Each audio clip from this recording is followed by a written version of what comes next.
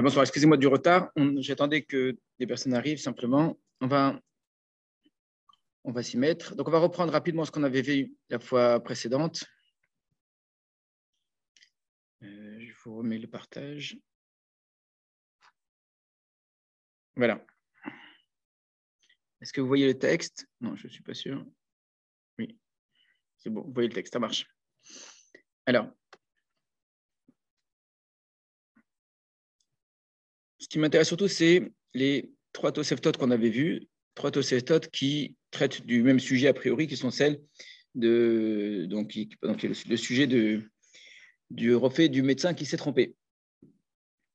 Alors, première Tosefta dans Baba Kama, refait Ouman Cheripa Bereshut Bedin Vezik Pato Medina Adam Bedin Masur les Shamaim. Donc, un médecin qui est Ouman, donc qui est expert, on pourrait dire un médecin certifié simplement, qui a exercé la médecine avec l'autorisation du Bedin et qui a ensuite, malheureusement, causé un dommage. Il est Patour de Dîner Adam, donc il est quitte devant le Bedin, mais son dîne, c'est-à-dire son jugement, est livré au ciel.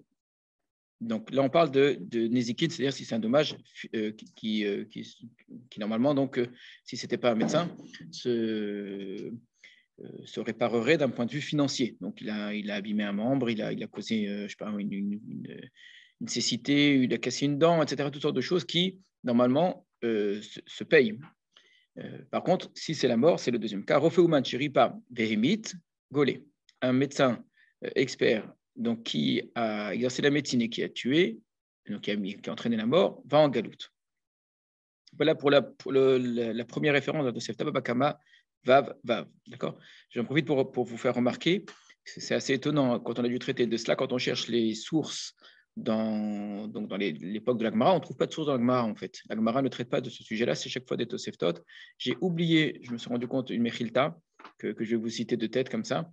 On va y arriver. On a essentiellement trois Toseftot, on les avait vus, on va rajouter une Mechilta. C'est la même époque, tout ça, la Tosefta, la Mechilta, c'est l'époque plus ou moins de la Mishnah. Donc c'est très ancien, c'est même avant la Gemara elle-même. Mais la Gemara elle-même semble ne pas avoir traité de ça. Donc première règle, on fait une différence entre première référence, pardon, on fait une différence entre Nézikin et la mort, c'est-à-dire si c'est un problème de Nézikin, de dommage, alors la personne est quitte devant le Bet Din, par contre, on a dit ça, son jugement est livré à Hachem, et alors que s'il a mis à mort, il va en galoute. La simple lecture de ce texte semble dire qu'en vérité, il est chayav tout le temps, mais que pour une raison qui n'est pas déterminée dans le texte, on en avait beaucoup parlé les fois précédentes, en tout cas, normalement, il est chayav, c'est la raison pour laquelle on dit qu'il est dinoma sur les shamaïm, mais que on ne va pas le faire payer. Voilà, c'est un petit peu ça l'idée qui semble ressortir très rapidement. Pour quelle raison on ne le ferait pas payer? La raison la plus simple, c'est en relation avec ce qu'on verra plus tard.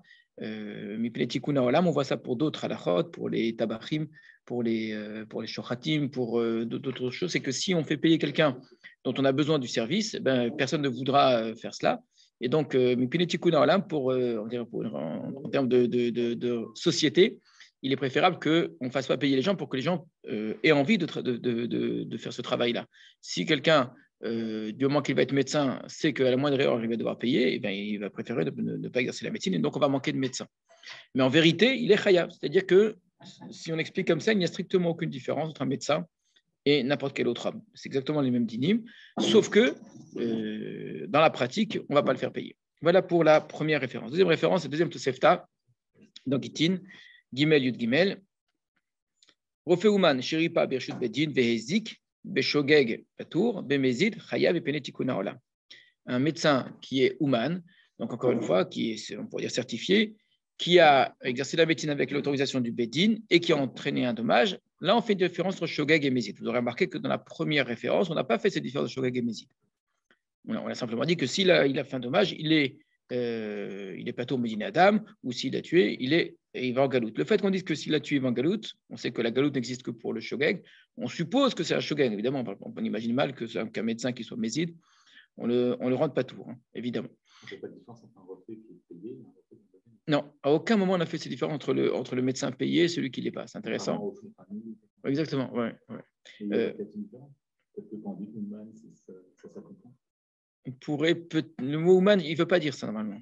Le Le Mouman, il veut simplement dire que c'est quelqu'un dont normalement il ne devrait pas faire d'erreur parce qu'il a été reconnu par ses pairs, parce qu'il a une expérience, parce que voilà, c'est comme le Shochet qui est Ouman, etc.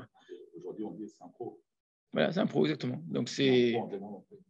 Oui, d'accord, mais le fait de payer, ça peut jouer, on l'avait vu dans certains cas. Par exemple, pour les matbéot, pour celui qui vérifie l'argent. Ici, tu as raison de dire qu'à aucun moment on semble faire intervenir cette différence-là. C'est pas sûr qu'à l'époque, on payait toujours les médecins. Ça peut paraître étonnant, mais on ne payait pas un médecin comme on payait nécessairement quelqu'un qui vérifiait les matbéot. Comme on paye. C'est très bizarre de ne pas faire de distinction. On voit bien qu'il y a une distinction pour les autres métiers. Pour les autres métiers, c'est. Dans le cas des matbéot, on l'a ici devant nous.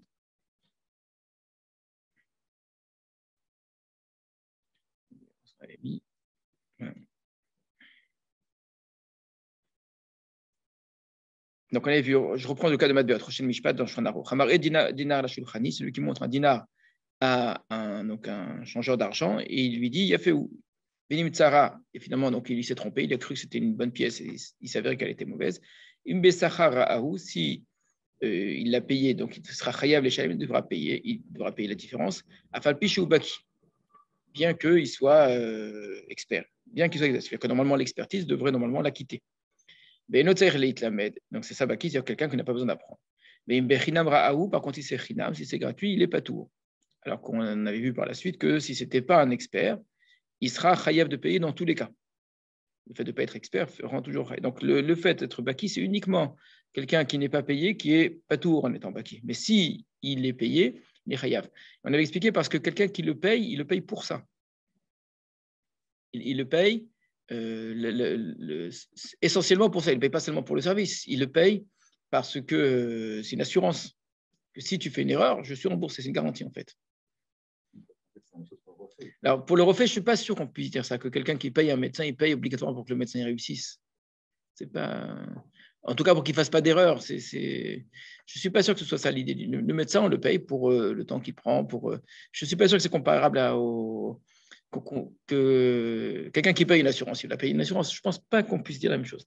Ta question est bonne, hein, je ne l'ai pas vue écrite, mais je retiens bien ta question. Donc je ne vais pas m'aventurer alors que je ne l'ai pas vu aborder. Mais j'entends cette différence-là, que la personne qui est payée pour des matbéot, c'est une forme de garantie. En fait. Le paiement, il sert à ça. C'est ça le but. En fait. Alors que quelqu'un... je donne la parole à M. Morali, alors qu'un médecin, non. Un médecin, je paye pour qu'il fasse au mieux. Maintenant, ça a réussi, ça n'a pas réussi. C'est un petit peu ce que disait le Ramban. C'est ce qu'on appelle le reshoot. Le moment que je donne l'autorisation, je sais que l'erreur est possible. Ça arrive, d'accord. Et j'imagine mal que je le paye pour qu'au cas où, c'est toi qui rembourse. Monsieur Morali, on vous écoute. Oui, c'est la même chose. Je suis désolé. Le contrat de soins, c'est un contrat de moyen, pas un contrat de fin. Voilà, contrat de moyen, pas contrat de fin. Donc, on est censé être le plus au courant possible des nouveaux développements, mais ce n'est pas un contrat d'objectif de certitude. Voilà. Alors que normalement, pour quelqu'un qui vérifie les pièces, même si on sait très bien qu'il peut se tromper, sinon il ne serait pas tout. Hein. Donc l'erreur, elle est possible, ça reste possible, mais malgré tout, ce qu'on attend de lui, c'est quelque chose de certain. Et que le paiement, il est pour ça. Maintenant, je t'ai répondu comme ça sans vérifier. Il faudrait creuser ça. L'erreur est humaine en médecine. Justement, l'erreur est humaine en médecine beaucoup plus que dans le cas que dans des pièces. Ouais, exactement. Ouais. Donc l'erreur est humaine, donc acceptable. Donc quelque part, je sais très bien que j'ai payé, mais en même temps, le médecin il peut se tromper. Alors. On a quand même vu la semaine dernière que le médecin, c'est plutôt le chirurgien. Alors, non, on avait vu les deux. On va y arriver. C'était le Tachbet qui avait proposé. Pour l'instant, je ne suis pas encore arrivé. On fait une plaie. Oui, tout à fait. Une plaie pour guérir. Donc, en vérité, il y a toujours un risque. Yes, exactement. Alors il y a toujours un dommage. A priori, ce serait bien. Donc, il se met dans un cas grave.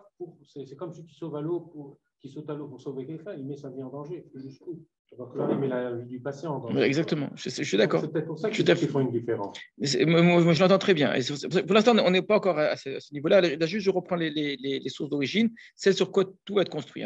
On a au départ donc des références qui ne disent pas exactement la même chose. Donc, on a la première, clairement, qui finalement refait quelqu'un comme tout le monde, sauf qu'on l'a rendu patour, Bidé Adam, pour les questions d'argent, c'est tout. La deuxième référence, elle, qui fait une distinction claire entre le shogeg et le mézid. C'est tout. Donc, on dit shogeg patour, mézid chayav, mi pene tikuna olam. Alors, ces deux références vont très bien ensemble. Elles ne se contredisent pas du tout. Parce qu'on peut ça paraît évident que le médecin dont on parlait dans la Tosefta dans Baba Kama, c'était aussi un shogeg. Et quand on nous a dit qu'il était patour, bedine adam, bedine masole de shamaim, ça s'entend très bien, mi pene tikuna olam. C'est qu'en fait, c'est à cause de tikuna olam. C'est parce qu'on a envie qu'il y ait des médecins et voilà, c'est tout. Donc, ce sont deux références qui ne posent pas de problème. Il y en a même une, on va dire, qui explique mieux l'autre. Le médecin dont je t'ai parlé, qui est patour, c'est un shogeg. Et pourquoi est-ce qu'il est patour? Mi pene tikuna olam. Donc, ça s'entend très bien.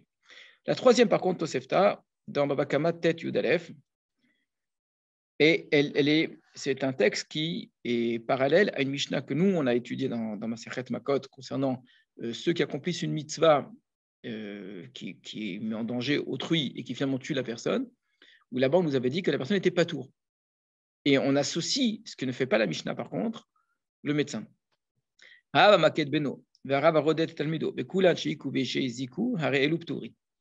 Donc le père qui frappe son fils, le maître qui punit son élève, et tous ceux qui ont frappé et qui, dans tous ces cas-là qui ont entraîné un dommage, ils sont pas tours, même d'un simple dommage.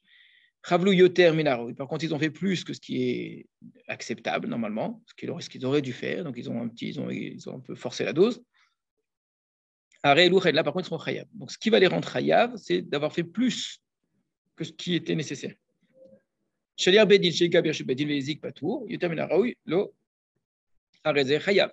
La même chose, un shaliar bedin qui va donner malkout et qui a entraîné un dommage à la personne s'est retrouvée avec les côtes cassées, etc. Alors que ce n'était pas prévu, il n'est pas tour, il a fait ce que le Badin lui a demandé de donner le malkout. Maintenant, s'il a fait plus que ce qu'on lui a demandé, là par contre, il sera chayav. Donc la part qui est en plus, c'est ça qui rend chayav. Rofé Ouman, Sheripa Birshut Bedin Bezik Patour, un médecin Ouman qui a guéri, donc qui a exercé la médecine avec l'autorisation du Bedin et qui a entraîné un dommage, il est patour. D'accord? Si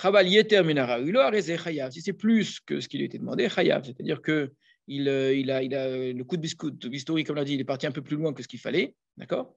Il a enlevé plus que ce qui était nécessaire, etc. C'est-à-dire que là, il y a eu faute, en fait, dans la manière, comme pour les autres.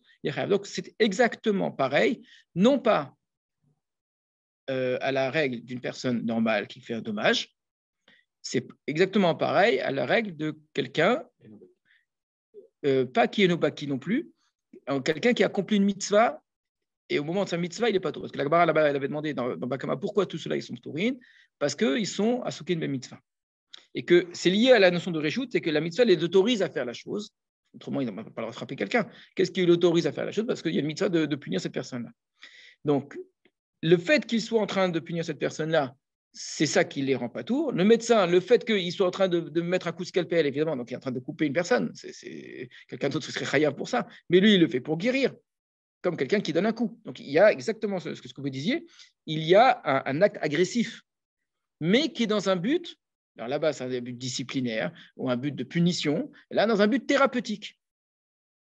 Donc, cette braïta, si je la prends telle qu'elle, me semble-t-il, on ne peut pas exactement l'arranger exactement comme les autres. On va revenir à ce qu'on a étudié avec le Tashbet la semaine dernière. Je vais juste reprendre des sources de base. On ne retrouve pas, en tout cas dans cette braïta, les catégories qu'on avait vues auparavant, qui étaient shogeg ou mézid, d'accord? Patour bedine adam, chayav bedine shamaim. Il n'y a rien de tout ça ici. Il n'y a pas écrit shogeg ou mézid. Il y a écrit est-ce qu'il a fait plus ou est-ce qu'il n'a pas fait plus. Ce n'est pas du tout la même chose, a priori, d'accord? Et l'autre différence importante, c'est qu'on dit patour, on ne dit pas patour bedine adam, chayav bedine shamaim. Et si vous dites oui, non, mais on suppose cela, on inclurait ça en vérité, c'est difficile de dire qu'en réalité le patour serait un patour bedine adam, chayav bedine shamaim, parce qu'on fait un parallèle avec les autres où là-bas on ne dit pas patour bedine adam, chayav bedine shamaim. Ou patour, c'est patour, d'accord? Parce que le mitzvah ne Alors justement, alors c'est lié à cela. C'est vraiment lié à cette question. On va y arriver. Alors, il reste une dernière référence que j'avais oublié de vous noter. Je n'ai pas eu le temps d'aller la chercher dans le texte. Simplement,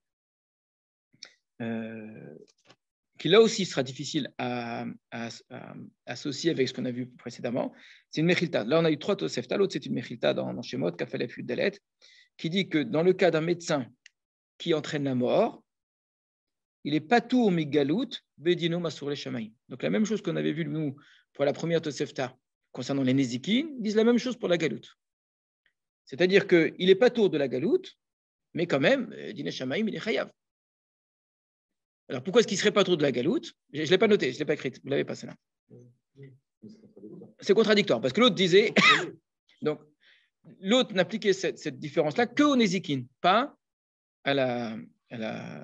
au cas de la Mita. C'est-à-dire que la logique qui dirait que du fait qu'on a donné l'autorisation à cette personne, donc si on commence à lui faire payer ou à la renvoyer en galoute, etc., il n'y a personne qui voudra être médecin, on l'applique jusqu'au bout. On va jusqu'au bout de la cohérence, et que dans ce cas-là, même s'il a mise à mort, parce que si qu'un médecin va dire, dans ma vie entière, sur les 200, 400, 500 opérations que je vais faire, malheureusement, je vais peut-être faire une erreur, je vais peut-être tuer quelqu'un. Le risque existe. Quoi, je vais être chayav galoute après? Je n'ai pas envie. Pourquoi me mettre cette Sarah-là? D'accord? C'est trop risqué. Donc, il serait chayav, mais on l'aura pas tout. Alors, ce qu'il y a de commun avec les autres sources qu'on a vues précédemment, c'est de considérer le médecin comme quelqu'un de tout à fait normal, en fait. C'est un Adam Jézik, d'accord? La différence avec un Adam normal, quand même, ça il faut l'entendre, c'est qu'il avait le droit de faire ce qu'il faisait quand même. C'est ça le fameux reshoot. Vous avez dit le double sens du mot reshoot. Quand on dit qu'une personne est autorisée, ça veut juste dire qu'il a le droit d'exercer sa médecine, ou autorisé, ça veut dire et qu'une fois que tu as fait une bêtise, tu n'es pas responsable. L'autorisation va jusque-là. C'est une forme de non-responsabilisation. D'accord? Là, non. D'après cela, on a l'impression qu'on est en train de dire, normalement, le fait que tu sois refait, il faut que tu aies l'autorisation de toucher la personne, de lui donner des médicaments, de l'ausculter, et qui te donne cette autorisation-là? De quel droit tu fais ça? Tu es en train de faire un ézec à une personne. Oui, mais je le fais pour le guérir. Il vaut mieux faire ce petit ézec pour ensuite le guérir. Alors, il fallait déjà entendre que ça s'est permis de le faire. C'est comme tu disais, Verapo Irapé, qui n'est pas nécessairement au sens de mitzvah, qui est au sens de reshoot. C'est une Mikan Shinitna Torah, reshoot, la refait les rapports, la Gemara dit. De là, on voit qu'un médecin a le droit. Qui me dit qu'il a le droit de le faire? D'accord? De quel droit je vais? Et vous savez très bien qu'à travers les âges, les médecins ne sont pas tous les mêmes. Mais aujourd'hui, on a l'impression que nos médecins sont excellents par rapport à ce qu'ils étaient au Moyen-Âge. Donc imaginez-vous ce que ça veut dire d'aller chez un médecin au Moyen-Âge. C'était vraiment mettre sa vie dans les mains de quelqu'un de dangereux. Et pourtant, on avait le droit de le faire. Et lui, il avait le droit d'exercer sa médecine quand même. Pourquoi? Parce qu'en fonction des connaissances qu'on a, la Torah, elle donne cette autorisation. Donc, premier type de logique, semble-t-il, dans les deux premières Toseftot qu'on a vues et la Mechilta, malgré la différence qu'on va voir, c'est de considérer le refait comme une personne, comme tout le monde, juste qui a eu l'autorisation, ce que n'a pas une autre personne. Une personne n'a pas le droit de dire je l'ai frappé pour son bien. D'accord, ça non, ça ne marche pas. Donc, donc normalement, il devrait être responsable. Là où il va y avoir une distinction entre les deux Toseftot qu'on a vues et la Mechilta, c'est sur le ptor que les Chachamim vont donner. Normalement, il est chayav, ça c'est la règle. On a dit Adam Muad Le'olam, il est comme n'importe quel homme. Je lui ai donné l'autorisation, mais s'il fait une bêtise, il paye. D'accord. Maintenant, je ne vais pas le faire payer parce que c'est gênant pour des raisons de société. Très bien. Là où il va y avoir une différence, c'est que la Mechilta va jusqu'au bout de cette cohérence et d'ailleurs, je ne l'enverrai pas pour un galoute. D'accord. Alors que les deux autres Toseftot qu'on a vues, elles semblent dire non, galoute, c'est galoute. S'il a tué quelqu'un, il va en galoute, tant pis. Par contre, si c'est un dommage financier, les Chachamim l'ont rendu pas tout. Donc, la cohérence, on a dit, c'est de considérer comme Mouad, mais avec un reshoot. Par contre, la troisième Tosefta qu'on a vue, elle ne semble pas aller dans cette logique-là. Elle semble dire un refait qui est en train de guérir est considéré comme quelqu'un qui a accompli une mitzvah. Donc, ce n'est pas un Adam comme tout le monde. Un père qui a frappé son fils, il a non seulement le reshoot de le faire, mais s'il a causé un dommage, il n'est pas tour. D'accord? Un Shaliach Bedin qui a frappé, s'il a causé un dommage, il n'est pas tour. Donc son autorisation, elle va jusqu'au bout. Et donc, si je considère le médecin pas comme quelqu'un comme tout le monde, comme quelqu'un qui accomplit un acte qui est considéré comme positif, et pas juste j'ai intérêt à ce que les gens soit médecin. C'est un acte en tant que tel positif. Et donc, à partir de là, l'erreur est humaine. Il y a des choses qui nous dépassent, d'accord? On peut parfois faire des petites erreurs. Donc, à partir de là, ça sera un tort qui sera complet. Évidemment, on considère que ce shogeg n'est pas méside, etc. La question ne se pose même pas. Avec exactement le même parallèle, on a dit le yoter min haraoui. C'est que si je considère le médecin comme quelqu'un qui a accompli une mitzvah, je vais lui appliquer exactement la même distinction. C'est que s'il fait la chose qu'il devait faire, il est patour. S'il a fait plus que ce qu'il devait faire, il sera chayav. Ça va être ça la distinction. Le plus qu'il devait faire. Donc, s'il a fait ce qu'il devait faire, c'est-à-dire il a suivi le protocole normal que tous les médecins font, etc., et puis, puisque vous voulez dire, si quelqu'un est mort, eh bien, il ne sera pas tour. Il ne sera pas tour complètement, de galoute, etc. Alors, qu'est-ce qu'on fait quand on a plusieurs sources ici a priori, qui se contredisent? Vous savez très bien qu'il y a une tendance dans la halakha généralement à uniformiser toutes les chitotes, à considérer que tous sont d'accord. Et de dire non, ça c'est dans tel cas, et ça c'est dans tel autre cas. Et donc on va chercher des distinctions de cas qui justifieraient la distinction de Tosefta. Ce que généralement la Gemara fait comme travail. Ou parfois elle arrive, elle dit non, ça c'est l'opinion d'un tel, ça c'est l'opinion d'un tel. Si vraiment elle n'arrive pas du tout à harmoniser les différentes sources. Donc elle essaye a priori d'harmoniser. Si elle n'arrive pas à harmoniser, elle finit par les opposer en disant qu'il s'agit d'une marloquette. Ici on n'a pas de Gemara là-dessus. Donc vous allez retrouver dans les Rishonim exactement la même chose, une tendance à harmoniser, et c'est le tashbet qu'on avait vu auparavant, et une tendance rare en vérité à considérer qu'on a affaire ici à des sources qui sont en marloquette, qui sont opposées, et il va falloir choisir entre l'une et l'autre. D'accord? Alors, aucun Rishon ne va clairement le dire cela, c'est-à-dire la deuxième option, de présenter une marloquette, de dire qu'il y a marloquette. D'abord, il y a très peu de Rishonim qui traitent de ce sujet-là, clairement. Donc, de dire, voilà, j'ai une Tosefta qui dit ça, une Tosefta qui dit autre chose, elles sont marloquettes, je fais la halakha comme l'une plutôt que l'autre. Nulle part vous êtes trouvé dans les Rishonim, d'accord? Ça va être dans les Haronim, une lecture qu'on va faire des Rishonim, d'accord? On prépare un petit peu à l'avance. C'est clair jusqu'ici? Alors, celui qui va tenter d'harmoniser, le plus connu, c'est le Tashbet. Le plus connu parce que, encore une fois, c'est juste parce que ça a été très peu traité en vérité dans les Rishonim, dans les Haronim. Certains ont voulu dire, ça c'est plus de la halakha, ça c'est plus une étude sociologique, socio-halachique. Comment ça se fait que dans la masse monumentale de Sheilot ou Tshuvot, il y a des milliards de Sheilot ou Tshuvot dans tous les domaines, il y a si peu de Sheilot ou Tshuvot pendant des siècles et des siècles, sinon des millénaires, sur des problèmes d'erreurs médicales. Alors qu'il y en a certainement eu. Comment ça se fait qu'on a très très peu en vérité? C'est un sujet qui a été très peu traité. La Gemara n'en parle pas du tout. Il n'y a jamais eu d'erreur médicale dans la Gemara. Alors qu'on on avait des braïtot, donc ça aurait pu être un sujet une fois évoqué.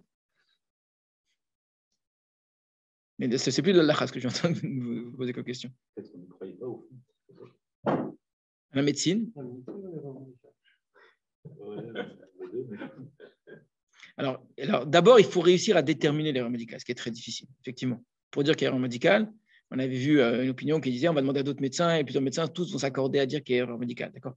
Donc d'abord, effectivement, c'est très difficile à déterminer l'erreur médicale. Aujourd'hui, on a plus de moyens de la déterminer. La médecine a beaucoup avancé, on peut faire des analyses, on peut regarder toutes sortes de choses. Et puis tous les protocoles sont notés, etc. Donc on peut remonter les choses. Avant, on n'avait pas tout ça. Donc d'abord, pratiquement, effectivement, c'est très difficile de montrer qu'il y a eu erreur médicale.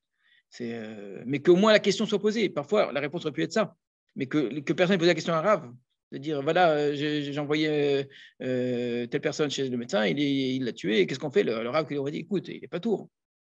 Au moins poser la question. Ce qui veut dire, c'est la réponse qui a été apportée, je ne sais pas ce qu'elle vaut. Un, je pense que tu as aussi, vous avez raison, que d'abord c'était très difficile à déterminer, donc ça passe à l'as. Deux, on n'avait pas entièrement confiance en la médecine depuis le départ, particulièrement dans le monde juif. Pourtant, il y avait de grands médecins. On savait à quel point la médecine était quelque chose qu'il fallait faire, c'est-à-dire on accordait de l'importance pratique à la médecine, mais on savait très bien qu'en vérité, ça n'était que quelque chose qui était quelque chose qui est plein d'incertitudes et de risques. Que donc, du moment que quelqu'un est dans les mains d'un médecin, top chez Barofim la Gehinam, on dit, le meilleur des médecins au Gehinam. C'est-à-dire, on savait très bien qu'il y a que quelque part, tu mets ta vie en danger. Tu sais comment tu rentres, tu ne sais pas comment tu sors. Et donc, si ça arrive, dans l'esprit des gens, ça fait partie des risques. D'accord? Et donc, effectivement, on n'allait pas se plaindre devant un médecin, il fait ce qu'il peut, quoi. Et donc, c'est quelque chose qui n'était pas vraiment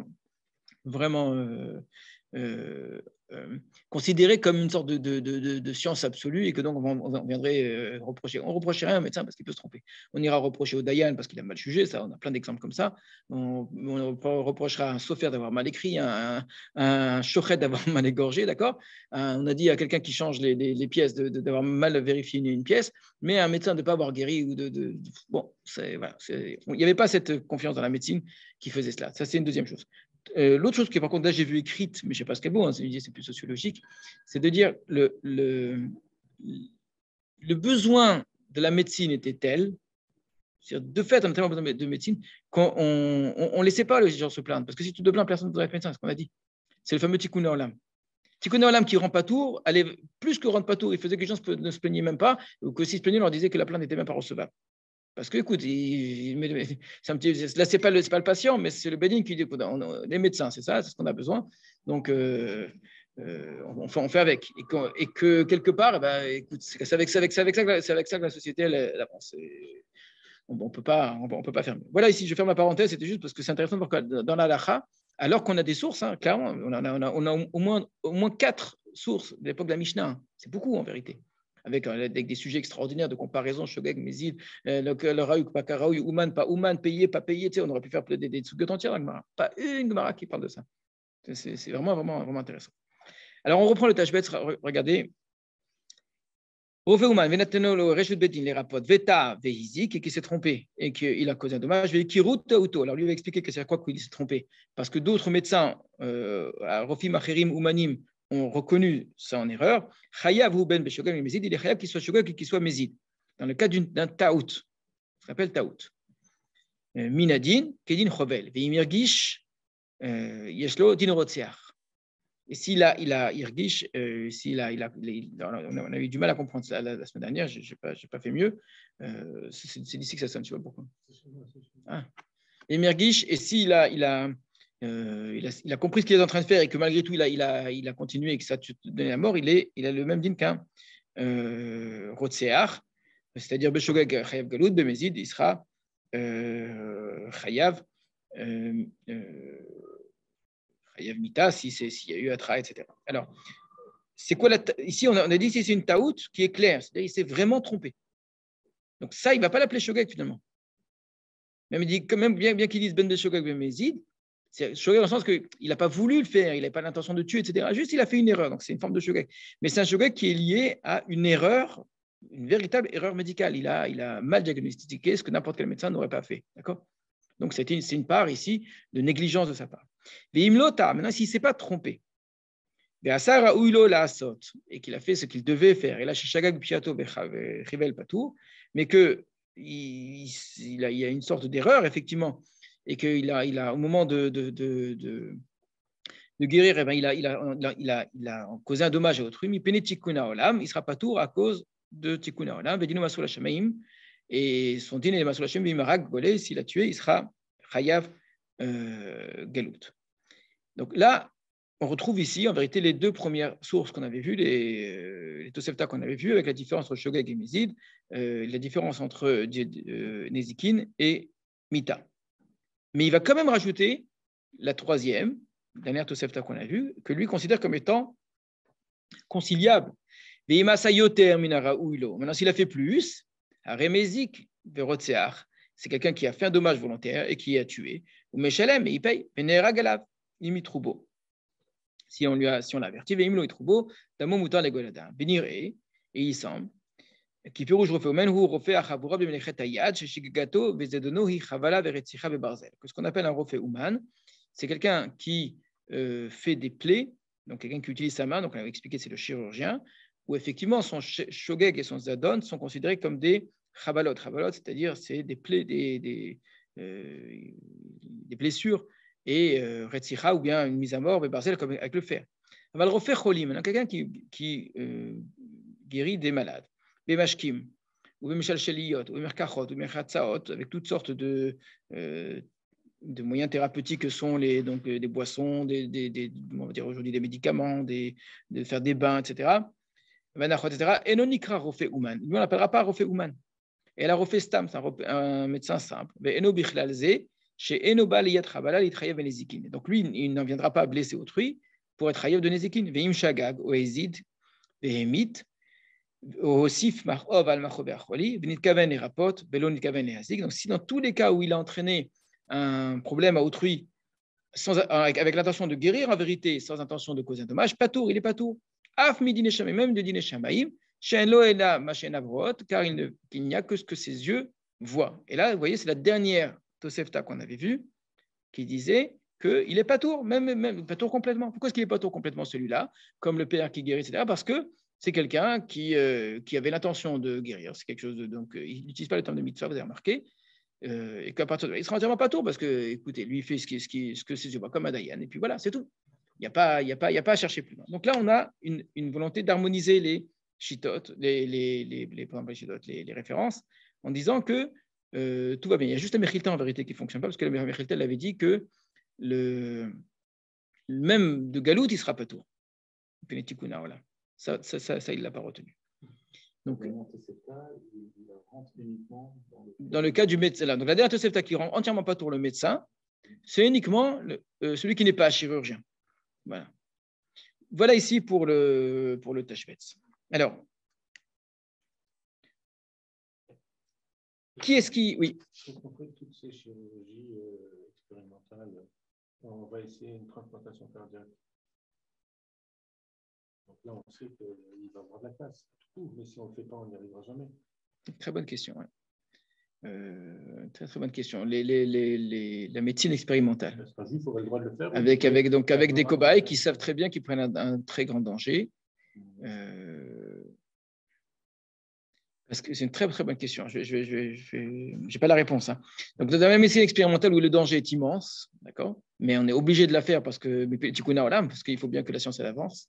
Et donc, on va essayer certains médicaments, on va essayer certains vaccins, on va essayer certaines opérations, etc. Et puis, c'est sûr qu'il va y avoir des cas, d'accord ? On va essayer d'éviter au maximum, on commence avec des animaux, etc. Mais à un moment, on le fait sur des humains et malheureusement, parfois, ça rate. Alors, pourquoi c'est une très bonne question ? Parce qu'en termes, si je ne me trompe pas, en termes juridiques non juifs, tout est lié toujours, on a déjà abordé ces questions-là, au droit de la personne. C'est-à-dire à la liberté humaine, l'individu. Du moment que l'individu est informé, éclairé, il connaît les risques et qu'il les accepte, ça libère l'autre de toute responsabilité. Voilà. Donc à partir de là, effectivement, il n'y aurait pas de problème, à condition qu'il ait été éclairé, que, voilà, etc. Donc il faudra juste vérifier cela, qu'il n'y a pas eu de tromperie, qu'il n'y a pas eu de fausses statistiques, etc. Mais tout a été fait comme il faut, et que malheureusement, et qu'il y a une autorisation qui a été faite par les hautes autorités médicales, et que les cobayes sont tout à fait informés du danger et acceptent le danger, c'est permis. Pourquoi dans la halakha, on ne peut pas répondre aussi facilement ? Parce que dans la halakha, même si quelqu'un accepte de se mettre en danger, nous, on n'a pas le droit de lui faire du mal. C'est-à-dire, la personne, elle est responsable de l'autre. Donc, je n'ai pas le droit, moi, de causer un dommage à autrui, même si lui accepte le dommage, il me dit, mais tu ne payeras pas. Et si je le tue, je serai quand même Chayav Galout. Ou même dans ce cas-là, peut-être Chayav Mita, je ne sais pas, c'est une pchia. C'est une excellente question. Je n'ai pas la réponse. Je n'ai pas la réponse parce que là, ce serait vraiment, comment est-ce qu'on fait dans un cas pareil ? Pas beaucoup de gens, mais... Parce que là, on ne peut pas dire qu'il y a un protocole à suivre et qu'obligatoirement, non, il n'y en a justement pas, on essaye. Je pense qu'à mon avis, ça sera lié à la question du risque par rapport au bénéfice. Voilà. C'est-à-dire... Quand même. Sinon, c'est la fin de vie.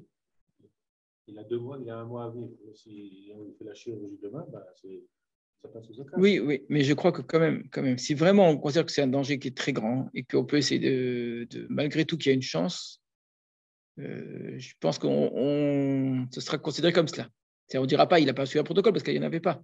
Mais s'il a fait les choses au mieux de ce qu'il pouvait faire, selon ce qui était prévu qu'il fasse, etc., et que malheureusement ça n'a pas marché, alors on appliquera les mêmes dynimes. C'est-à-dire, les mêmes dynimes, c'est-à-dire, justement, on est en train de voir. Si vraiment il a respecté ce qu'il sera connu comme un shogeg. Pour l'instant, d'après le Tashbetz, il semble-t-il Shulchan Aruch, Patur Medine Adam, Chayav Bidin Shamaim, et sinon Chayav Galout. Ce sera exactement les mêmes règles, bien que, parce que voilà, il fallait le faire parce qu'il y avait quand même une chance d'y parvenir. Ça paraît clair. Ouais. C'est encore une question très moderne. Hein. La médecine d'avant, elle était au moins aussi risquée que la médecine expérimentale aujourd'hui. Pourtant, on le faisait quand même. Hein. Donc, ça me paraît juste. Alors, je vous ai dit, il y a une opinion au moins qui considère que ces sources sont en marloquette et qui donc va falloir choisir dans la marloquette. Celui qui dit ça, c'est le Or Sameach. Le Or Sameach, c'est le Meshech Chochma qui a écrit ça sur le Rambam. Pourquoi ? Parce qu'il a vu que le Rambam ne traite pas de cette question-là. Et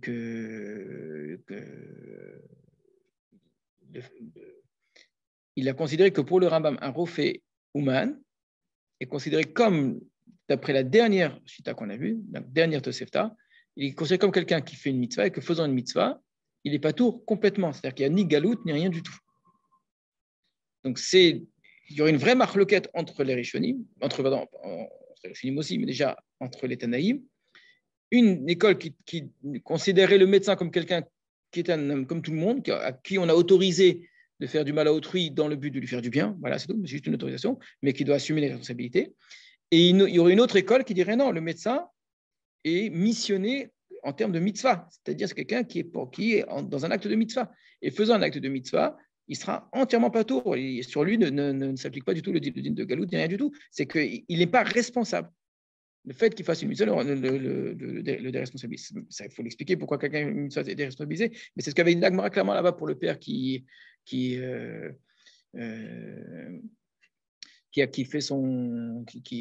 frappe son fils, etc. Donc, en tant que Metsouvé, il a l'obligation de faire les choses. L'erreur est possible, à condition que ce soit un vrai shogeg, encore une fois, et qu'on ne puisse pas considérer qu'il y a eu faute, négligence, etc. de sa part. Mais s'il a fait ce qu'il fallait faire et que, bon, voilà, il y a des choses qu'on ne peut pas toujours maîtriser, à partir de là, il sera entièrement patour d'après le Rambam. Le Shulchan Aruch n'a pas été posté comme ça. Donc, aujourd'hui, on aura tendance plutôt à tenir compte du tashbetz qu'on a vu, qui lui aussi, Shulchan Aruch n'a pas fait exactement comme le tashbetz, mais en tout cas assez proche de ce qu'a fait Shulchan Aruch, en distinguant le shogeg, le mézid, et dans le cas de celui qui a... il y a une distinction entre le fait que bidé Adam, on est rapachev, bidé Shamaim, on sera chayav. Ça a des implications fortes quand on dit ça. Si on dit que bidé Shamaim, il est chayav, c'est-à-dire qu'un médecin qui a causé un dommage à autrui, d'après la lacha, il doit payer. Sauf que le tribunal ne le fera pas payer. Mais si lui veut être quitte avec sa conscience, il ne veut pas avoir des comptes à régler avec le ciel, eh bien, il paiera. Alors, j'ai vu... je ne sais plus qui est-ce qui distinguait l'expression chayav bidé shamaim qu'on trouve parfois dans la Gemara et dino masur le shamaim, ce qui est écrit ici. Chayav bidé shamaim, alors ça changerait vraiment le sens de la Tosefta. Chayav bidé shamaim, c'est comme ça qu'on a expliqué jusqu'à maintenant. Ça veut dire qu'il est patour bedin adam, chayav bedin shamaim. Ça veut dire qu'en vérité, il est chayav. D'accord. Dino masur le shamaim, ça peut s'entendre comme étant personne ne sait en vérité ce qui s'est passé. D'accord, on ne sait pas trop. C'est un shogeg. Est-ce qu'il est chayav? Jusqu'où c'est toutes les questions qu'on a. Et quelle est sa part d'erreur? Quelle est sa part de négligence? Quelle est sa part de fatigue qu'il aurait pu éviter? On n'en sait rien. Dinoma sur la c'est à Hachem de décider. Donc Hachem ne le rendra peut-être pas tout aussi. Dinoma, c'est à Hachem de faire le jugement. Donc pas chayav bidé shamaim, c'est-à-dire qu'on le condamne obligatoirement, mais on laisse Hachem décider. Ça me gêne quand même de dire comme ça, parce que la Tosefta dit, par contre, si c'est Mita, il est chayav galout à coup sûr là. Pourquoi chayav galout à coup sûr? Si tu es en train de me dire que ce n'est pas sûr, certain, etc., dis-moi aussi, dis-moi sur les shamaim, laisse Hachem décider. Donc si tu le rends chayav galout, c'est que vraiment il y a un problème. Donc je préfère encore la première explication, bien qu'on n'ait pas l'expression chayav, qui est de dire que on considère le refait comme tout le monde, sauf qu'on lui a donné l'autorisation. Et c'est là qu'on a une distinction de fond très importante entre les chitotes sur la manière de concevoir la médecine, de concevoir le médecin. Il y a vraiment ici une opposition de fond, c'est-à-dire avec effectivement cette part de crainte, de suspicion envers la médecine d'une part, qui fait que la médecine, c'est elle serait en fait tolérée, elle serait acceptée d'une certaine façon, elle serait une sorte de mal nécessaire, mais c'est une vision assez négative de la médecine malgré tout, mais que donc, on n'a pas trop le choix, c'est un petit peu ça, et que donc, normalement, ça reste un homme comme tout le monde et il est entièrement responsable, d'accord. Et une autre vision de la médecine qui elle serait beaucoup plus positive, et qui considèrent les médecins comme des agents du bon Dieu, quoi. Avec leur science, évidemment. On n'est pas en train de dire que comme Dayan, au moment où le médecin guérit, c'est Hachem qui guérit à travers lui, c'est pas ça. Mais c'est-à-dire que c'est véritablement, c'est un acte de chesed qu'on fait à autrui et qui passe par quelque chose de… C'est un acte de mitzvah. Et que donc cet acte de mitzvah fait qu'on serait pas tôt, donc en tout cas c'est ce que dit leur mère d'après le Rambam. Et c'est intéressant de voir cette distinction qui va avoir des influences maintenant, non pas pour les médecins et pour les nézikim, etc., mais a priori, est-ce qu'on va aller chez un médecin ou est-ce qu'on ne va pas aller chez lui? Est-ce qu'on va favoriser le recours à la médecine ou pas? Et on sait qu'on a cette opposition très forte. On a le Ramban, par exemple, qui est connu pour être très frileux par rapport à la médecine, en disant que la médecine, c'est véritablement que dans certains cas, qu'autrement c'est massour de faire appel à la médecine, c'est manquer de bitachon bachem et plein de choses comme ça. C'est-à-dire qu'il n'y a que certaines pathologies très particulières pour lesquelles la Torah aurait autorisé un médecin à guérir, autrement c'est interdit même d'aller voir un médecin. Et qu'il y a cette énorme suspicion envers les médecins.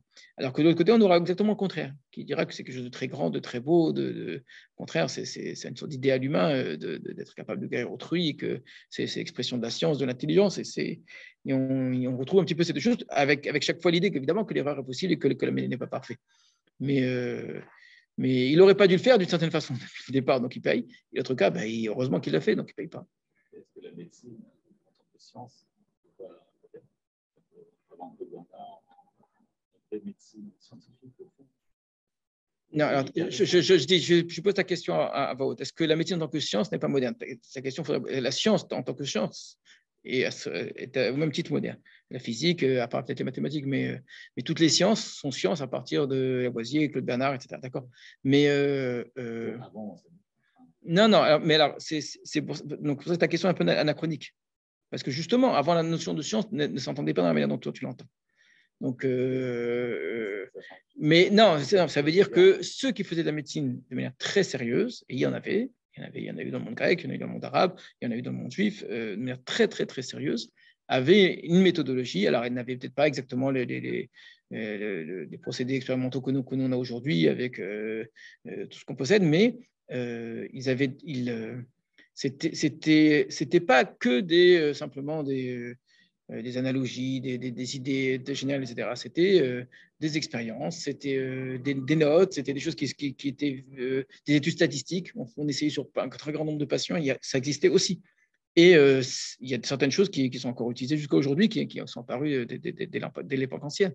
Le Rambam, dit, dans son livre de médecine, propose des thérapies qui sont valables aujourd'hui, en tout cas dans une certaine mesure. Alors, je ne sais pas que tout est à reproduire, mais on a quand même un regard qui a changé. Le regard a changé parce qu'on a, et d'un point de vue théorique, une façon d'aborder la vérité qui est un peu différente, d'accord ?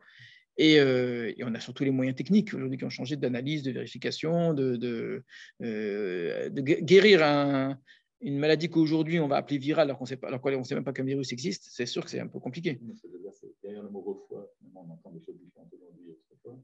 Est-ce que le Ramban aujourd'hui, on n'est pas en train de… Alors, ta question, sur le Ramban, peut-être, il y aura peut-être quelques petites choses qui ne changeraient pas tout nécessairement.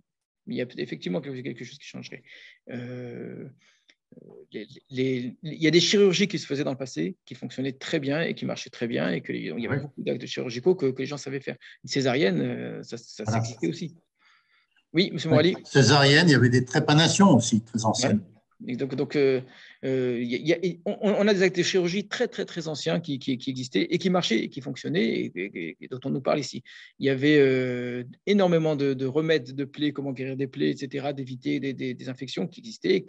Alors c'était peut-être par tâtonnement, mais empirique, j'en sais rien, mais c'était des choses qui fonctionnaient. Et donc, je pense, c'est sûr qu'aujourd'hui et demain encore plus, et après-demain encore plus encore, c'est évident qu'on va évoluer. Mais c'est pour ça que je dis le fait que la médecine possède cette particularité c'est le caducée, c'est le serpent. Il est mort, il peut tuer, mais en même temps, il peut guérir, quoi. Et il y a cette conscience du danger de la médecine, que je me permets de porter ma lame sur quelqu'un. Et pourtant, c'est une mission que je suis en train d'accomplir, ou c'est un reshoot. C'est un petit peu autour de ça que ça va jouer.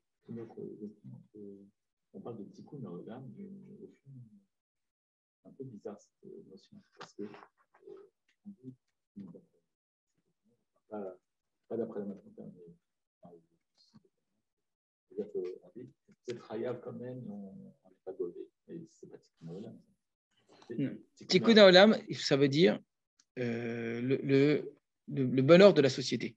On enlève la lecture moderne. Voilà. Ça veut dire une société, pour qu'elle fonctionne, elle a besoin de médecins. Oui, mais un médecin qui va s'engager dans la médecine, s'il sait qu'au fond, il serait chayav. Oui, ça oui. Ça oui. Ça suffit que le déresponsabiliser, au moins lui dire que de ta... Oui, mais l'idée Adam, s'il fait différentes choses. Parce que je pose la question à voix haute. Est-ce que mi pene tikkun haolam, pour s'assurer d'avoir des médecins, ça suffit de lui dire tu ne seras pas tour le dîner Adam, mais tu seras comme chayav bidei shamayim. D'accord. Alors il faut rajouter que mi pene tikkun haolam, il faut aussi dire qu'un médecin il sera chayav et complètement chayav. Parce que si un médecin c'est qu'il est entièrement pas tour, tu vas avoir plein de charlatans qui vont faire médecin. Ils risquent rien, ils ne sont pas tour. Donc le tikkun haolam il est pris en tenaille. C'est qu'il faut responsabiliser un médecin que si tu fais une bêtise tu payes. Parce que si tu ne payes pas, n'importe qui va faire médecin. Ou même quelqu'un qui est médecin humain, mais il ne risque rien. Quand il n'y a pas de risque, il y a beaucoup de négligence. Donc, il faut que le risque existe. Il faut que quelque part, il sache qu'il y a un danger. Ça, c'est aussi tikkun haolam de placer le médecin dans un entre-deux. Oui, mais un chirurgien, il sait qu'à un moment donné, il faut des bêtises. Est-ce que c'est vraiment le tikkun haolam de lui dire... Eh ben, il y a le salaire qui va jouer le jeu pour être tikkun haolam aussi. C'est un problème, il faut le garantir, il ne faut pas lui dire, c'est essentiel. Oui. Ah oui, mais non, mais je pense que c'est un tout. Je vais te répondre. On n'est pas en train de dire que tout va se jouer sur cette question-là. Qu'est-ce qui fait que personne devienne médecin? Ce n'est pas uniquement parce qu'on va lui rendre pas tour Bédine Adam. Ce qu'a fait un médecin, c'est son hubris personnel de croire qu'il y a quelqu'un d'important, c'est parce qu'il a envie, je ne sais pas quoi. Il y a mille choses, d'accord? C'est son amour de la science, c'est son envie d'aider les gens. Voilà. Maintenant, s'il y a quelque chose qui le freine et qui dit, mais attention, des moins de petites choses, tu vas payer, alors on ajoute ça, d'accord? On n'est pas en train de dire que tout le tikkun haolam de la société pour qu'il y ait des médecins, c'est juste de les rendre pas tour. Il ne faut pas exagérer. Mais c'est un petit plus. Ça veut dire que, écoute, tu lui as donné l'autorisation, c'est pas pour faire payer après, quoi. Il a une autorisation. Ben, laisse-le pas tout. En général, on attache énormément d'importance à Ben Adam Lamakom, en général. Et ici, on dit, bon, Ben Adam Lamakom de l'autre côté, c'est pas grave si au fond ça ne marche pas. Non, on n'a pas dit ça. On n'a pas dit que c'est pas grave. C'est au contraire. J'ai même tenu à expliquer que si on dit que c'est que le médecin qui sait qu'il a fait une bêtise, ben, il sait qu'il a quelque chose à réparer. Oui, bah, en étant médecin, de toute façon, il sait qu'il a fait une bêtise sur. Bah oui, et donc il dira à Kadosh Baruch Hu, écoute, moi j'ai fait mon possible et ça arrive. Il y a des erreurs, il faut pas forcément Massour. C'est pas Massour la Shamaïm. Non, même, ça veut dire, je sais que ce jour-là, j'ai manqué, mais écoute, ça fait partie de la marge d'erreur possible. Voilà. Je pense que le fait qu'au moins il n'y ait pas un jugement des hommes, qu'il soit pas que voilà, il sera chayav bidei shamayim si tu veux, mais malgré tout, il s'en sortira à bon compte avec Hachem en disant, écoute, qu'est-ce que tu veux, moi j'ai fait ce que je peux. Ça joue en plus dans ce type là. Alors, il y a un Ramban important qu'on va essayer de faire, qui n'est pas facile à comprendre. Quand je dis pas facile, c'est pas que moi, pour moi, tous les Rambans ne sont pas faciles à comprendre. Mais Ramban dans Torah Adam. Quand je dis qu'il n'est pas facile, c'est-à-dire que les Rishonim et les Achronim qui l'ont lu ont dit qu'il n'était pas facile à comprendre. Donc, vous y êtes, Ramban Torah Adam. Bekashiali hadetana betosefta rofe uman sheripa berishut bezik arezegole. Il m'est difficile de comprendre dans la Tosefta quand on dit qu'un rofé expert qui a exercé la médecine avec autorisation et qui a causé un dommage, il va en galoute. Donc ce qui le dérange, c'est qu'on dise qu'il aille en galoute. Alma, onesh shogeg, yesh badava. Donc ça veut dire qu'il a la sanction d'un shogeg. D'accord? C'est le din habituel d'un shogeg. Veyesh lomar. Or on peut dire, harofé kedayan mitsube ladun. Le rofé, le médecin, c'est comme un juge qui a reçu l'ordre de juger. Donc, il va comparer avec le juge. Or, la règle pour le Dayan, que si un Dayan s'est trompé sans qu'il le sache, c'est quoi sans qu'il le sache? C'est-à-dire qu'on n'a pas su qu'il s'est trompé. En ala bonesh klal, il n'y a pas du tout de punition, même pas bidé shamaïm. D'où est-ce qu'on sait ça? Kedamrinan, shema yomara dayan, mali betsa razé. Si un Dayan se dit, mais pourquoi est-ce que je me mets dans ces problèmes-là? Et là, tu vas voir, c'est lié à ta question. Betsa razé, il ne s'agit pas du tout de payer devant les hommes. C'est de dire, quand je vais être Dayan, je vais juger, et je vais dire Assour, je vais dire Moutar, je vais dire Chayav, je vais dire etc. C'est sûr que je vais me tromper un jour ou l'autre. Et devant Hachem, comment je peux me mettre devant cette responsabilité-là? Je n'ai pas envie, donc je ne vais pas être Dayan. Donc, si quelqu'un se dit cela, Mali Betsa Razé, dans le sens que je vais faire des fautes, je vais faire des erreurs de jugement, et ces erreurs de jugement, Hachem, il ne me les pardonnera pas. Talmud Lomar, c'est pour ça que c'est écrit. Et là, ce n'est pas un Tikkun Haolam bidé Adam, ce n'est pas les Chachamim qui ont autorisé quelque chose que la Torah interdisait, d'accord, ou qui ont rendu pas que la Torah rendait chayav. C'est la Torah elle-même qui lui dit Ve'imachem lidvar hamishpat, il est avec toi dans les paroles du jugement. En la dayan ela ma she'enav ro'ot. Un dayan n'a que ce que ses yeux voient. Donc, ça, c'est la règle. C'est-à-dire qu'on n'est pas en train de dire Hachem est avec lui, donc il ne se trompera pas. Il dit ne t'inquiète pas, quand tu juges, c'est Dieu qui juge avec toi. Non. Akadosh Baruch Hu, il est avec toi, c'est-à-dire qu'il accepte ta façon d'être et que l'erreur, elle fait partie des possibilités normales d'un Dayan. Et qu'à partir de là, si au moment où tu as jugé, tu as fait une erreur et tu n'as jamais su que tu avais fait une erreur, mais tu te dis bien, dans tous les cas de la chôte que j'ai dû faire des erreurs, écoute, tu as fait ce que tes yeux ont vu, ce que tu as compris, tu t'es trompé. Hachem n'en tient pas compte. Donc il n'y a pas de triouf bidé shamaim, d'accord, pour le Dayan. Pourtant, oui. Tu n'as jamais su que tu t'es trompé. Oui, il n'a jamais su. Mais on s'en fout. Non, pas on s'en fout. Lui, c'est un homme qui. Lui, il arrive à Rav Kippour, il veut faire teshuva. Il dit Akadosh Baruch Hu, j'ai été Dayan, j'ai fait 1000 psakim cette année. Dans les 1000 psakim, j'ai sûrement fait des erreurs. Je me fais teshuva pour ça. J'ai dit, il n'y a pas de teshuva à voir. On ne parle pas de ça. Si, c'est ça qu'on parle. Pour le Ramban, c'est ça. Je comprends, parce que le médecin qui a fait quelque chose et puis que. Attendez, doucement. Il est en train de poser le problème là. Attendez. Il n'a pas comparé. Un instant. Parfois non. Parfois non. Parfois toute sa vie. Parfois oui. Justement, attendez, on est en train de poser le problème, doucement. Donc, de fait, un Dayan qui a fait une erreur sans savoir qu'il avait fait une erreur, le fait qu'il n'ait pas su qu'il ait fait l'erreur ne vaut rien. Elle n'existe pas. Hachem ne lui compte pas cette erreur. Pourtant, regardez bien, malgré tout, par contre, il s'est trompé et qu'on a su qu'il s'était trompé, là, il paye. Il faut savoir, il est chayav ou il n'est pas chayav. Et là, on ne fait pas une différence entre Shogag et Mézid. On ne fait pas une différence entre Bidé Adam, Bidé Shamaim au sens c'est un ptor qu'on a donné Mipine Tikkun Haolam. Non, pas du tout. On fait une différence entre Noda ou l'Onoda. C'est-à-dire, si personne n'a jamais su que tu avais fait une erreur, tu n'es pas chayav du tout, zéro, tu n'es rien chayav. Si on a su que tu avais fait une erreur, tu payes, tu es chayav. Donc, ce qui change, c'est quoi? C'est la conscience de l'erreur. D'abord aux gens, peu importe, ou à lui-même, ça ne change rien du tout. En tout cas, humainement, ça s'est su. Quelque chose qui s'est su. Et qui donc, après, tu arrives à un autre Bedin qui dit écoutez, il s'est trompé, donc maintenant je demande réparation. Ce Dayan s'est trompé. Afkan, ici aussi, concernant le médecin. Bedin et Adam, patour mitashlumin. Devant les hommes, il est patour d'ashlumin. Et là, chez Eno niftar midine shamaim, chez Shalem alezek, vegalé à la mita. Mais devant Hachem, il ne sera pas patour jusqu'à ce qu'il ait payé le nezek et qu'il ira en galoute pour la mort. Ho'il venoda sheta, puisqu'il s'est avéré qu'il s'est trompé le médecin. On parle d'un cas où il s'est avéré, parce que quelqu'un est venu se plaindre en disant écoute, il a tué le patient, ou etc. C'est un cas de noda. Donc, venoda sheta vezik oemit veyadaim, ou qu'il a tué avec ça. Pechen, amrou betosefta. De même, on a dit à Tosefta. Rofe uman sheta, patur medine adam, chayav bedine shamaim. Un rofe uman qui s'est trompé, il est pas tour des hommes, il est chayav bedine shamaim.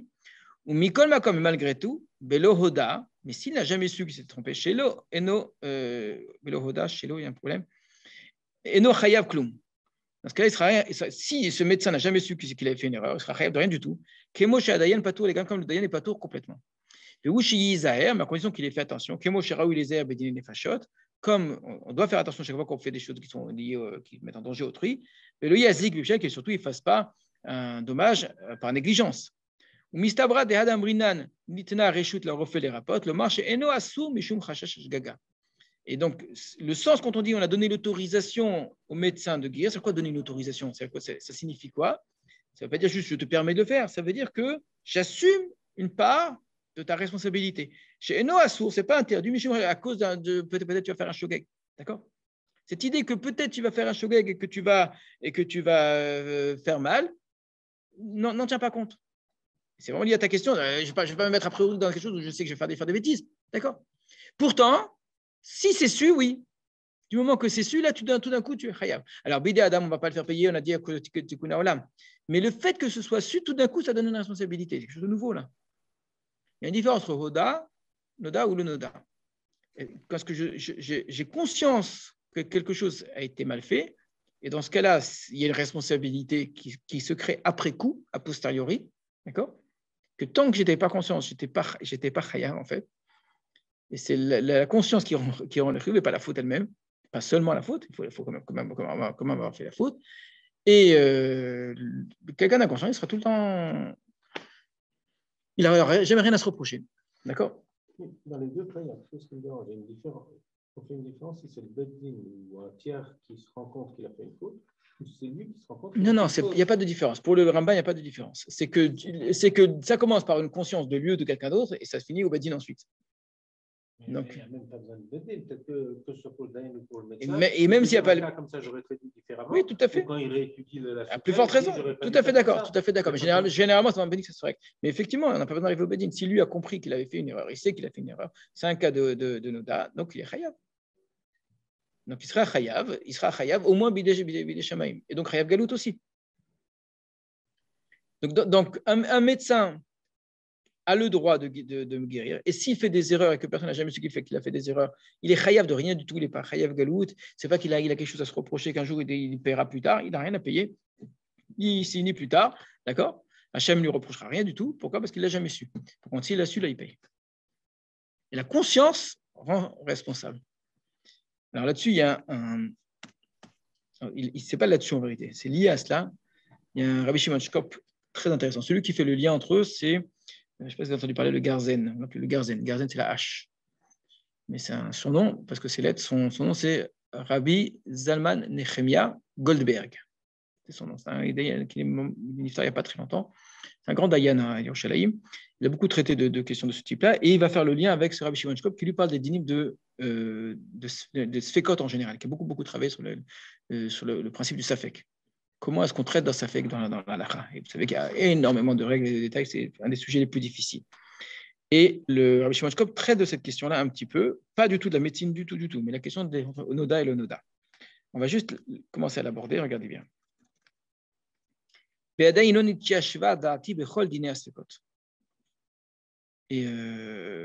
mon esprit n'est toujours pas calmé, n'est toujours pas apaisé concernant toutes les halakhot de Sfekot, tous les dîmes de Sfekot, on va dire. Ça fait que ceci, les khumra, ça fait que cela, les koula, etc. Est-ce que je fais une chazaka? Tous les dîmes de Sfekot, tout ça, je reste, moi, il dit, dans une situation où je ne suis pas apaisé. Kevan, chez bien nous, veochachnu, puisqu'on a expliqué, on a prouvé, des etsema isur le nifka, que quand j'ai un safek d'un issour, le issour n'a pas disparu pour autant. On n'est pas en train de dire que le safek a fait disparaître le issour. D'accord? Donc il y a un réalisme ici qui fait que je tiens compte du issour. Je ne sais pas si vous avez déjà abordé ces questions-là, mais très souvent, vous allez avoir des chitotes qui vont considérer que le safek fait disparaître le issour, comme si l'issour n'existe plus. Il va dire non, réellement, l'issour, il est là.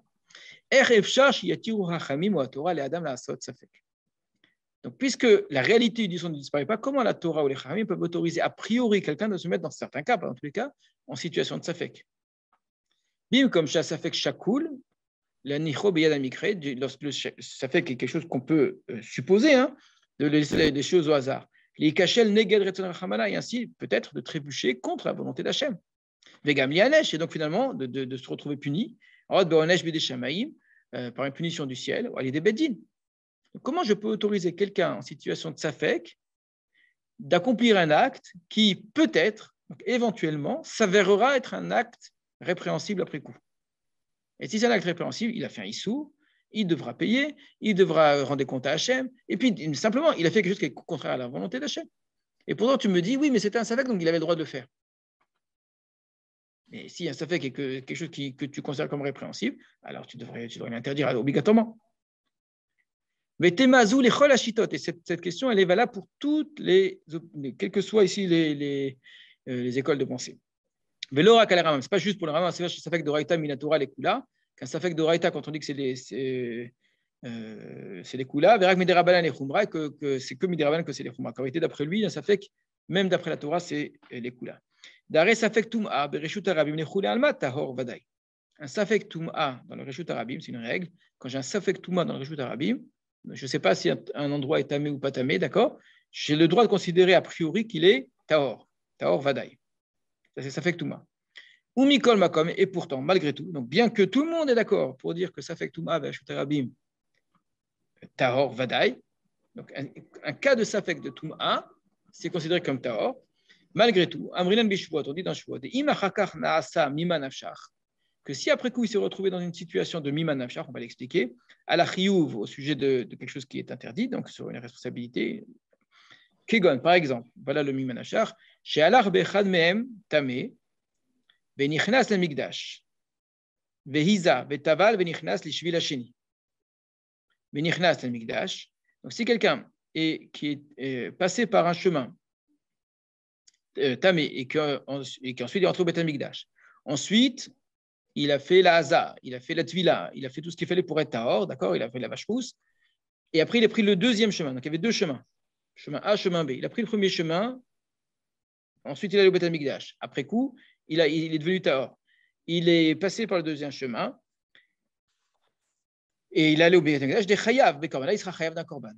Le korban de quelqu'un qui est allé au tout début de Sefer Vayikra. Donc, quelqu'un qui est allé au Beth Amikdash alors qu'il était tamé, il a un korban Hacham à amener. Alors, oui, alors, non, parce que parce que je suis dans un safek. Je veux un safek complet. Non, parce que tu veux dire, puisque je ne sais pas, moi, le A et B, un des deux en tout cas est tamé. Donc, lui, donc, si tu me dis qu'il est resté, alors il est peut-être retamé du début, finalement, il n'y a rien qui a changé.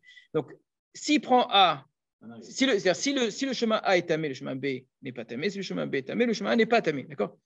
Maintenant, s'il avait pris qu'un seul des deux chemins, il est safek. On lui dit, il pose la question au Rav, il dit, qu'est-ce que je fais? Est-ce que je dois faire le mikvé, attendre 7 jours, etc. Il dit, non, tu as le droit d'aller au Beth Amikdash. Donc, il va au Beth Amikdash, il n'y a pas de problème. Donc, il a le droit. Maintenant, il a fait les deux. On dit là, tu amènes un korban. Donc, tu considères que j'ai fait quelque chose qui était mal. Alors, pourquoi tu m'as permis? Tu n'as pas dû me permettre, parce que tu considères que. Alors, tant que je ne suis pas dans un Miman Nafshar, je reste dans un safek de tout le temps. Je suis tout le temps dans une situation de safek. Alors, je ne sais pas. Donc, je ne sais rien. Je ne peux pas amener un korban parce que je n'en sais rien. Mais si finalement, il s'avère qu'obligatoirement, j'étais tamé, alors là, tu amènes un korban. Alors, ça veut dire que tu considères que vraiment, si ça se trouve, c'est tout à fait possible. J'avais une chance sur deux. Une chance sur deux, c'est pas rien. 50% de chances que je suis allé au Beth Amikdash en ayant fait quelque chose d'assourd et d'avoir été métamé Beth Amikdash, c'est un chiyuv très grave. Et que j'ai un korban et je n'ai pas amené mon korban, etc., etc., etc. Comment ça se fait? Donc il dit, comment est-ce qu'on autorise a priori quelqu'un à se mettre en situation de safek? Alors si tu me dis, le safek fait disparaître le issour, une vision comme ça un petit peu, on va dire, comment appeler ça, idéaliste, ça veut dire, le issour, ce n'est pas une réalité, c'est juste qu'on en dit, il existe cette façon de penser. C'est que ce qui fait que la chose est assourde, parce qu'Hachem a dit que c'est assourde, du moment que là, tu as le droit, donc c'est permis. Donc cette vision-là, elle fonctionnerait bien. Elle dirait, ben voilà, ce qui était assourd, c'est de passer par un chemin qu'on t'a interdit de passer, puisqu'on t'a permis d'y passer. Donc c'est permis. Et souvent, on explique comme ça fait. Là, ils montrent, Rabbi Shimon que c'est pas vrai. Parce que tout le monde sera d'accord pour dire que là, il sera pas tôt. Là, il sera pas tôt, s'il fait les deux, il sera khayab. Pourquoi? Jusqu'au bout, en disant, au moment où il a fait ça, il avait le droit. Au moment où il a fait ça, il avait le droit. Alors, il n'est pas trop jusqu'au bout. C'est intéressant comme discussion. On va s'arrêter là. Je laisse sur le suspense. Voilà. Vous êtes Hachem à la fois prochaine. Merci. Bonne semaine. Là, on fait court encore la semaine prochaine, je crois. Enfin, j'espère. Si d'ici là, j'ai pas trop de choses. Et par contre, la semaine d'après, ce ne sera pas possible. OK. Merci. À bientôt. Merci. Bonsoir. À bientôt.